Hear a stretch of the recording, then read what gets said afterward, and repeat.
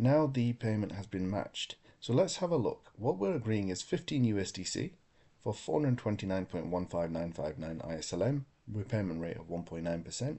It's been matched. What we can do now is go to details, and it'll bring us back to this screen.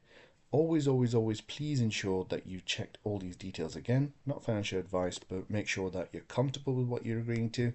So we've agreed here to 15 USDC, repayment term of 40 days, with a repayment rate of 1.9%.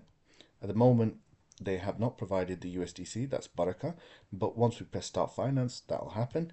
What I'm agreeing to do, or we're agreeing to do, is provide 429.15959 ISLM as collateral.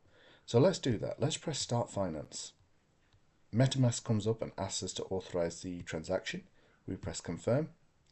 And right now, what's happening is the collateral, the ISLM, is going to Baraka, and Baraka is sending 15 USDC to us.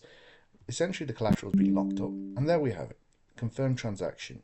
And in a few seconds, this page will update, and the outstanding balance itself will also update. And we can see at that stage that there we go, 15.285 USDC outstanding balance.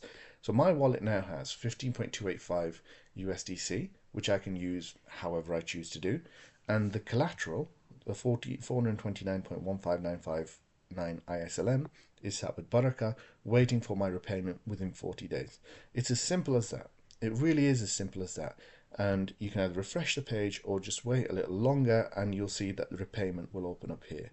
And we can look at that separately, but that's how simple and how quick and easy it is to create a purchase order on BarakaFi. I hope this has been very helpful, and I hope you're all going to use this, and all the very best. And always, always, always please remember, ensure that you're comfortable with what you're agreeing to. That's not financial advice. We just want you to be safe. Okay, Allah Hafiz.